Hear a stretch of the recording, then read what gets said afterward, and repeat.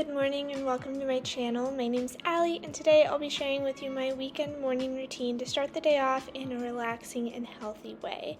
So on the weekdays, I like to always start off my day first working out, but on the weekends, I like to just have a chill morning. Usually I'll just do some yoga or Pilates in the evening. So after I brush my teeth and get dressed, the first thing I do is go to the kitchen and make either coffee or matcha, and today I decided on some matcha. I am sweetening my matcha with some local Seattle urban honey.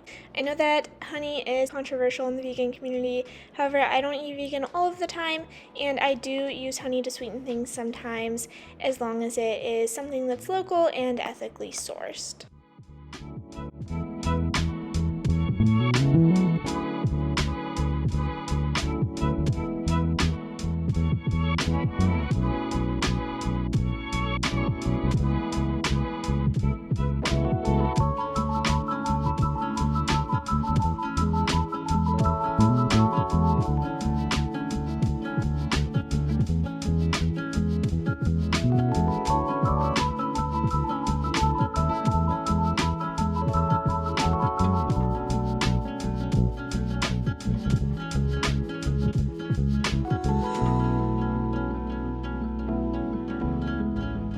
So after I've made the matcha, the next thing I do is go sit in the living room for a bit and I start to drink that.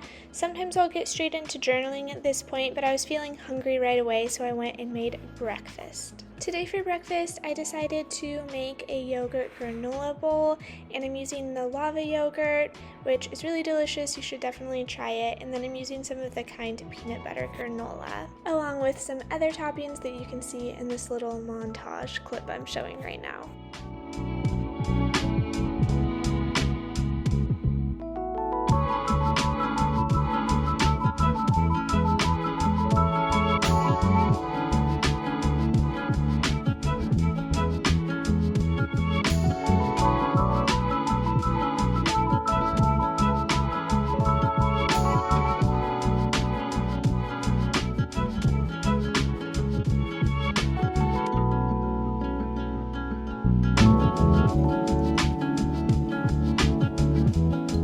This is all mixed up, or even probably before, does this yogurt granola bowl look particularly Instagram worthy? Maybe not.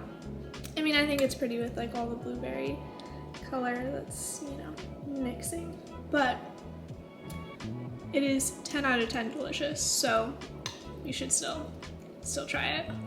The only thing that I could use, wow, I just like lost my voice. Whoa. The only thing that it could use more of is definitely some more peanut butter powder. You probably know by now, if you've seen my Trader Joe's haul, that I eat approximately a jar of peanut butter a week.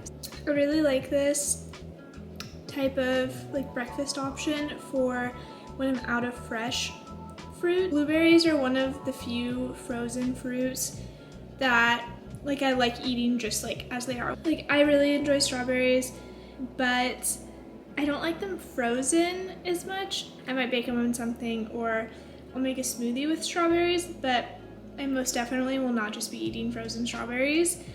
Whereas blueberries, as you can see, I think they're easier to eat. Also, these are like tiny wild blueberries and they're smaller to like mix into things like a yogurt bowl, whereas like strawberries are just like, or that big, if depending where you're getting them from. I'm gonna go get more peanut butter protein powder. Wow. Just made this bowl that much better. Like, oof. Perfect weekend breakfast. And as I made my wonderful 10-foot trip back to the kitchen, I was thinking, why didn't I just add as much peanut butter as I wanted, or like probably would have added like when I was making this like 10 minutes ago? And then I was thinking, I think that subconsciously I didn't add as much peanut butter as I would have because I didn't want it to seem weird, like I was literally just pouring like a shit ton of, or a lot of peanut butter protein in there. But that is not who I am. I love peanut butter and I'm gonna eat as much peanut butter as I want to, and if I want to have 6 tablespoons of peanut butter in here, then I'm gonna have it, and it's gonna be delicious, and I'm gonna love it. It's just a little reminder that you should not feel ashamed or change who you are or what you like because of what other people might think about it. And like, obviously, like, I wasn't consciously thinking like, oh, people are gonna think this is weird, but it's not always about your conscious thoughts. It's sometimes about what you're subconsciously thinking based on like what you're taking in your environment or what you think other people might think about you. So this is my word of advice for the day. Eat as much peanut butter as you want to. I think that first off, that goes for anything else in your life that you enjoy. Obviously, balance is important, and it's definitely key to a good lifestyle. 2, health is relative. So don't let anyone tell you what you should or shouldn't eat, and you know your body best, and you know what you want, and what makes you feel good. Stay true to yourself, okay? Live, love, eat as much peanut butter as you want to. Or as many blueberries, or as much chocolate, whatever it is that you want, do it, okay? Alley out. I'm currently just sitting and watching YouTube videos, and, well, it paused, so that's just my Roku screen, but I'm watching YouTube videos, and then also admiring the fact that this plant is literally dying, and I don't know what I did wrong. Well, actually, I kind of do. I bought it from someone, and it had some brown tips, and I thought, like, from my research, that it just had been getting too much sun, so I moved it to a darker place for a few days, and then it started to get, like, really brown, and then I was like, okay, so it wasn't getting too much sun, apparently, or, like, at least I made too much of a transition. These are my plant mother struggles right here.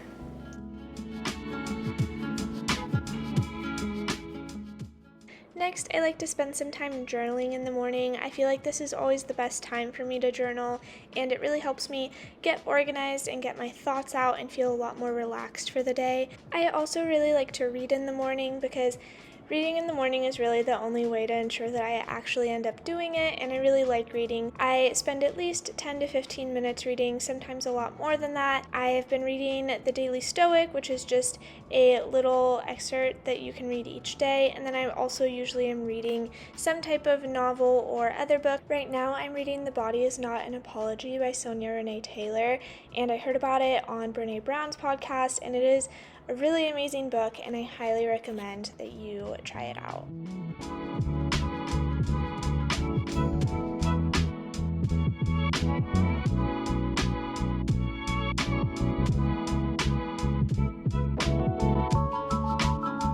I'm on my computer looking at 2 things simultaneously. 1, clothes. In a few months I'm going to be going back to work in the office more, and I haven't worked an office job before quarantine. Well, I kind of did, but like I don't have like a ton of office related clothing. I'm trying to decide if I should be buying like more business casual clothing or if I should be buying stuff that's comfortable that I can wear now. I don't know. The other thing that I'm looking for right now is a dog, and I want to point out that I'm not looking for a dog just because it's quarantine and everyone's getting a dog right now. I have known that I wanted a dog since before I graduated from college. I knew after I graduated I wanted to get one, and I graduated almost a year ago now. And I've been looking. Before, I never lived in an apartment where I could have one, but since like the summer I've lived in apartments that I could have a dog. The reason I'm wanting to get one now is because I am probably going to be going back to work in the office more, closer to a full-time basis versus working from home by July. So I'd really like to have time to train the dog so that it is in a good routine and it's set to where it's not like a sudden like huge like new thing for me to be gone. So I want to like ease up to that and have time to train it to like go out in the morning and when I come home from work. So I'm having a hard time because it's basically February now, so I have like a couple months, but the problem is like I've been spending so much time on Pet Finder, but dogs like will get posted and they'll be gone in hours. And like there was this dog that got posted, a whole litter of dogs that I saw and I called within an hour of them being posted, and I had to be put on a wait list to even see the dog because people had already like asked to see all of them, and I was like, I also have, like, I guess stricter requirements for what I need. Like, I need a dog that's small enough to live in this apartment with me and will be okay being an only dog.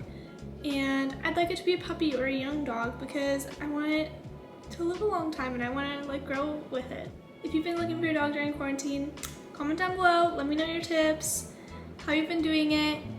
It's kind of emotionally exhausting because I'll see one and I'll start to get attached to it. I'm trying not to do that as much anymore, but when I first started looking a couple months ago, I'd see one and be like, this is the one I want. And it didn't work out. And then I'm like, oh, now I have to start all over again.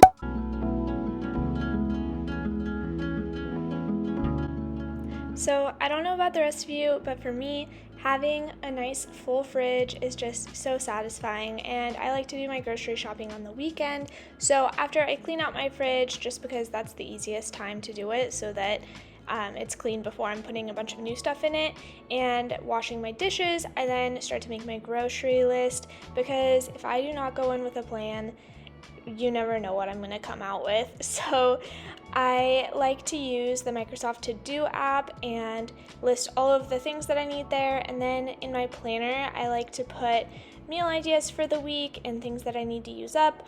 That way, if I'm ever like in a hurry and I don't know what I want, I can just look and be like, oh, these are the things that I have prepped and can have ready pretty quickly. The other reason that I also like to write out my meal ideas for the week is so that I can reduce any food waste that I might end up having, because I just forget about something I have in the fridge at the end of the week and then it's gone bad. So just writing everything out really helps me to make sure that I'm staying on track with reducing food waste, and that is one of my big goals for 2021. And that concludes my weekend morning routine. Thanks so much for watching. Don't forget to like and subscribe down below, and I hope to see you in my next video. Bye!